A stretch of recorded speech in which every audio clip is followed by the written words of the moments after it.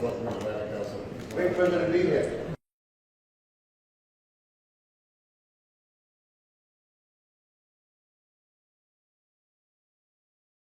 I'm going to Latin America, and they slowly move their way away. Frustrated as the mix from content to and to build the prosperity that we needed to combat poverty, disease, and ignorance.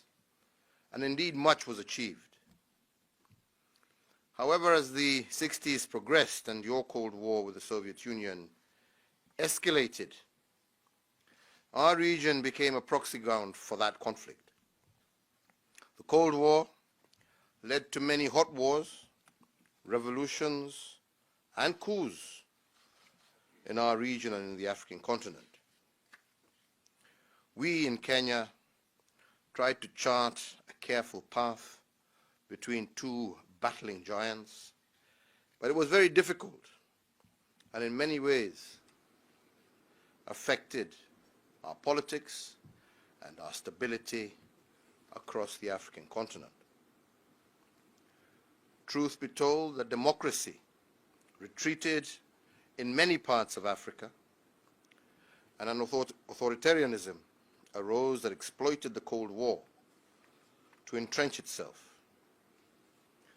Our leaders failed to succeed in building strong economies, and we watched as Asian countries that had started off poorer than some of us became rich in less than 2 generations.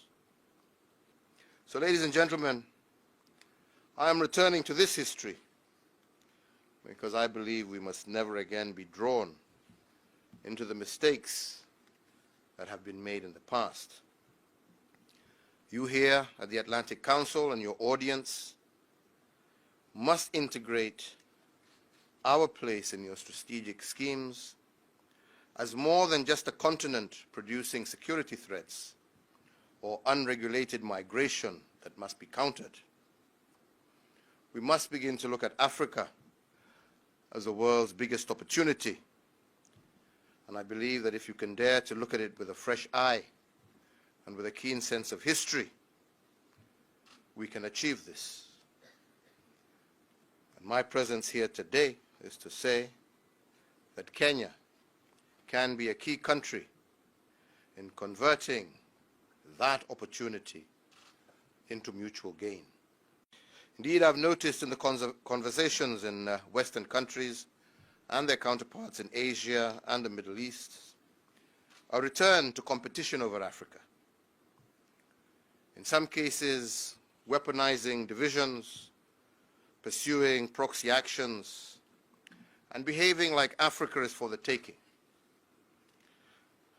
Well, I want to tell you it is not. If you understand the opportunity, I believe you will seek to grow strong partnerships driven by collaborative and generous principles. Very much like the values that guided the United States' engagement with Europe after World War II. To grasp this opportunity, you will need to listen and engage with what we in Africa want and what we in Africa need. Let me try to match your opportunity to ours in just 2 very few standout areas, namely prosperity and security.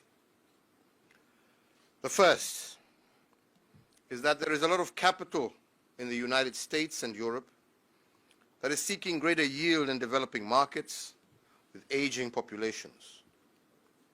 Who will find the growth? Who will fund the growth that these citizens will need when retirement comes after a lifetime of hard work, and who are keen to enjoy their retirement years?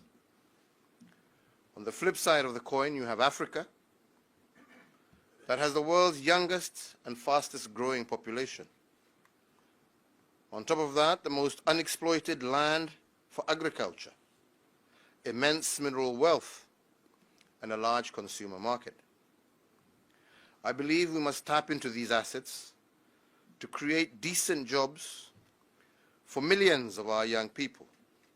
We must become wealthy enough as countries to provide the health, education, and security that will sustain democracy, stability, and strong public support for business and free trade.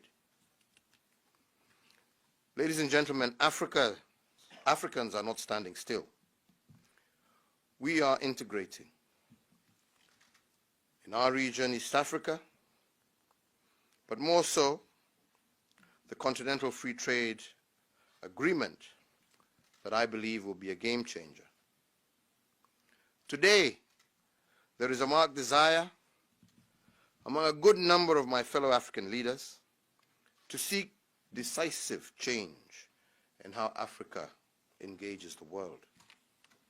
We want partners who are walking in the same direction as we are. Kenya is moving aggressively to bring our infrastructure up to date. Our population in Kenya is probably amongst the best educated in the region and arguably in the African continent.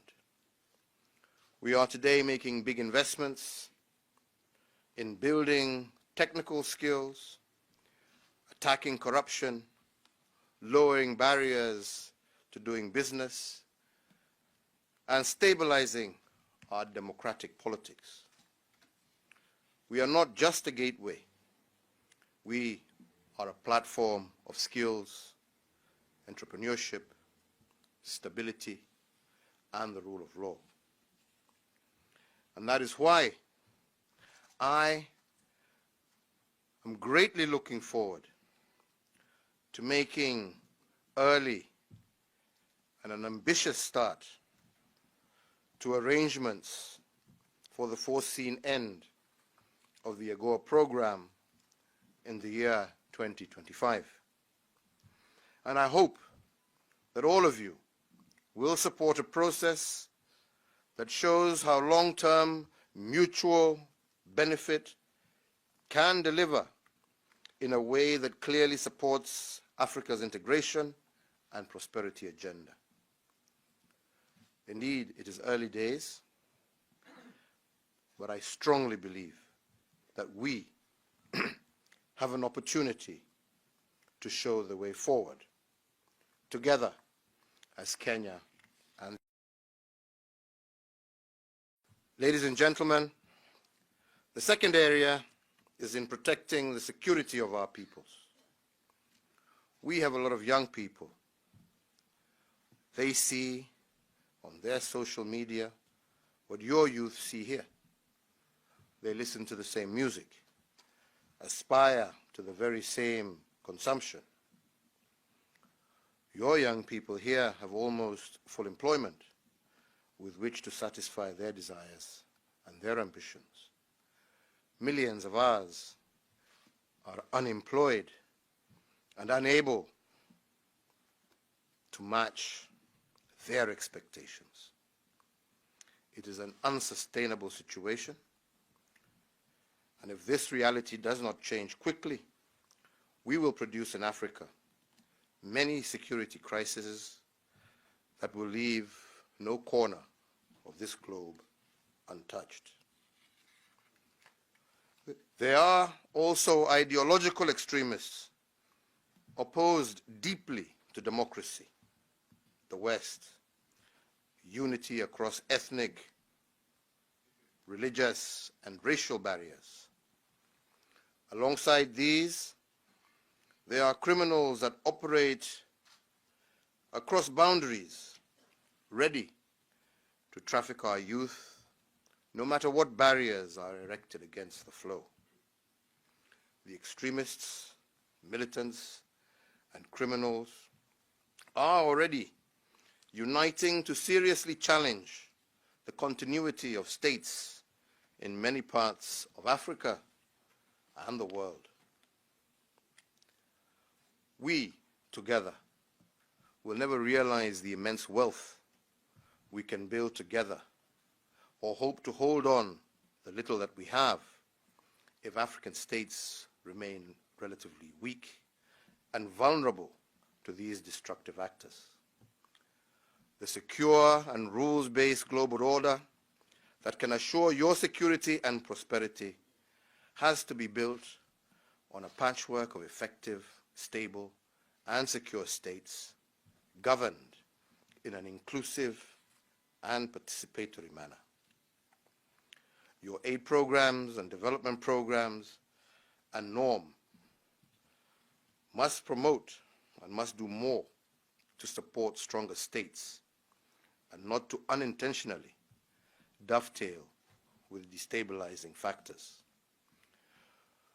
You will also advance your own interests if again you listen to Africans more keenly, resist being drawn into proxy struggles with other global powers, and genuinely work with these countries or with those countries that are determined to emerge as African lions in the next few years. You can also make your financial centers and institutions inhospitable to illegal and illicit financial flows out of Africa. This is a major reason that Kenya has been signing agreements with countries to ensure that the corrupt do not easily transfer their ill-gotten wealth abroad. A crucial role that you can play is ensuring that regional and international terrorist groups do not hold any territory in Africa. As has been observed, they can start in one country but have a tendency to mutate across borders and indeed become very destructive. A good start to this is Al-Shabaab. We must continue to work together as Kenya and the United States, together with other regional players, to surge our military efforts against the group, to offer room for a workable political consensus in Somalia. This group's ability to raise finances through contraband and its penetration of businesses and even public sector bodies in Somalia must be challenged at every turn. We are already ramping up an aggressive posture against contraband in our country. The effort to defeat the group would be helped immensely by compliance to countering terrorism financing, fighting money laundering, and other international obligations against terrorism are observed. Regionally, and in Somalia specifically, where the core of the challenge exists, institutions like the Atlantic Council can do a lot to push against agendas that insist democracy is a one-size-fits-all outfit that ends up deeply undermining the sustained strengthening of democracy. I want to be clear here, and please, all of you note that I do not mean we should agree that authoritarian or dictatorial regimes that announce themselves should be taken at their word. The point is that we must give countries the room to engineer new approaches that support and extend democracy in line with their respective realities. It requires being more nuanced in how we make judgments about politics and the resulting interventions that countries like the should undertake. In Kenya, for example, political, social, and governance engineering is what we are embarking on in Kenya with our Building Bridges initiative. I will discuss it more at the National Prayer Breakfast Luncheon later this afternoon. And indeed, I do hope that some of you will be in attendance.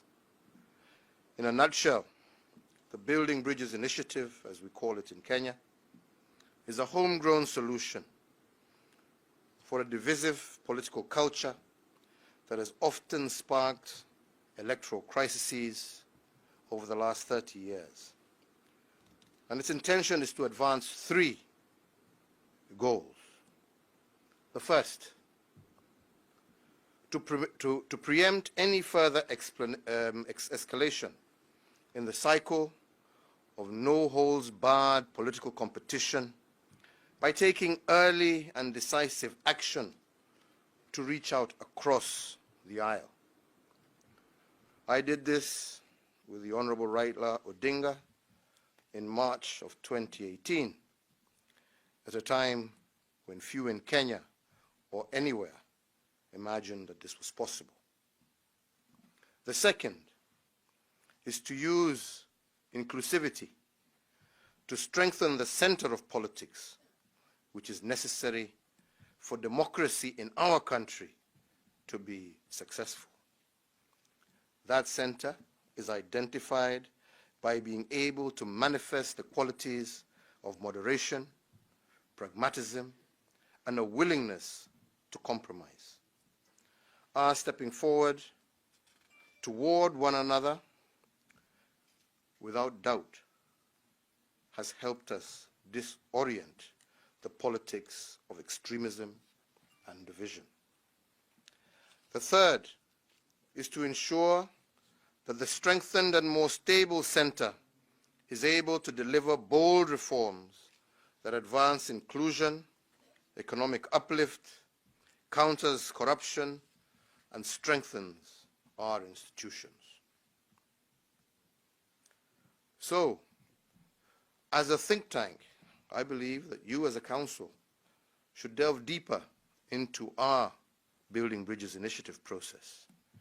It is not as simple as it looks, and we have found a number of countries seeking to learn from it in trying to re-engineer their politics and social contracts.